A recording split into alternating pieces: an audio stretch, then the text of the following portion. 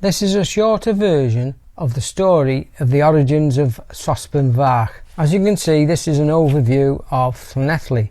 Not sure of the date, probably maybe 1900s, I'm not sure. I've highlighted the Royalty Theatre. This was a theatre that my great-grandfather built for the people of Llanelli. Then you've got the York Hotel, where Sosban Fach was written, and then you've got Fairfields, where John Oakes had two portable theatres. One was there all year round, the other travelled round the South Wales valleys, entertaining the people. This is the Llanelli Guardian, dated 1935. Author of Sosban Fach, war song, written for pantomime. There has been no small amount of mystery concerning the authorship of Llanelli's world-famous war song, Sosban Fach. But it has for some time been known that the last three verses were composed by a nonconformist minister. The authorship of the first verse, which of course is the most popular, was in doubt until a Llanelli lady called at the Guardian office last week and gave us authentic information on the subject. Very many years ago now, Mr. Noakes, who had a wooden theatre where the Regal Cinema now stands, entered the York Hotel and got into conversation with Mr. Owen Rees of Lakefield Road, who, until his health broke down, carried on a drapery business in London. "Can't you write something catchy about Llanelli?" asked Mr. Noakes in the course of conversation. "You see," added Mr. Noakes, "I want to introduce a popular number for the pantomime." After giving the matter a moment's thought, Mr. Rees, while still in the York Hotel, wrote the first verse of Sosban Fach, and it was sung for the first time in the pantomime at the Noakes Theatre. I was present when Mr. Noakes made the request, and also when the verse was written. That was about 45 years ago.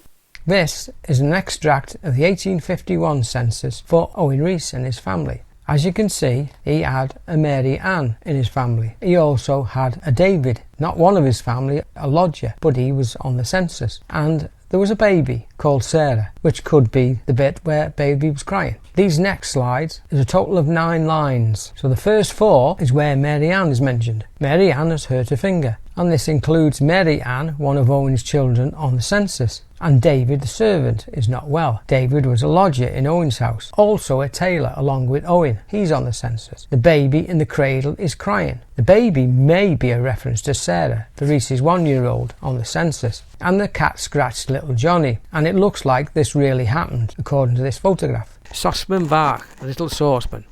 These are Owen's last 5 lines, but one's repeated. Line 1 and 2. These lines could be a nod to Tinopolis, or John's life as a travelling theatre family, where they boiled their clothes outside and cooked their food inside. Please see the photograph.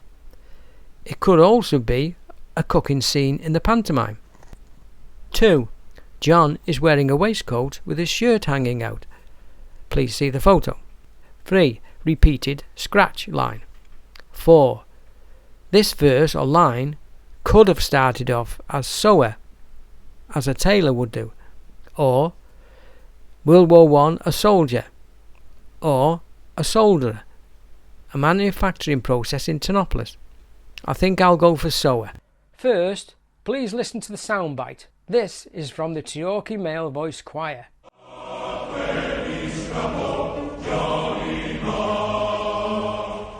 Yes, Johnny Bach, or Little Johnny. John was my great-grandfather. The 2 press cuttings confirm this by naming him. One of my goals was to hopefully try and nail the date and the year when Sosban Fach was written and when it was first sung to an audience.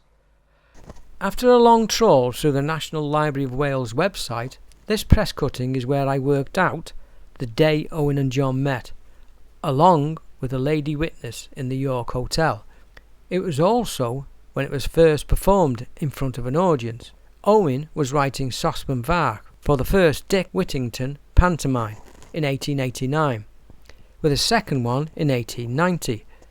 John's daughter, Beatrice Noakes, was in the cast, and I believe she first sang Sosban Fach because Beatrice was asked to sing it again at the second pantomime, with the following comment in the press cutting. Recalled to sing a local Welsh song, and the local hits are most happy. It is normal even now for scriptwriters to use local firms or well-known dignitaries who the people will recognise in that village or town. Anyway, my conclusions. After nearly 134 years, the information out there on websites and Wikipedia is now incorrect.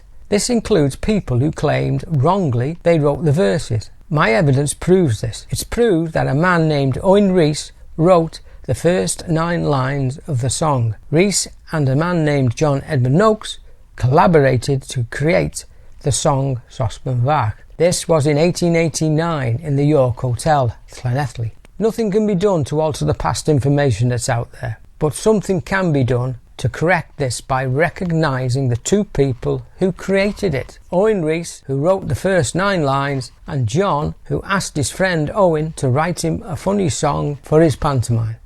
Thank you.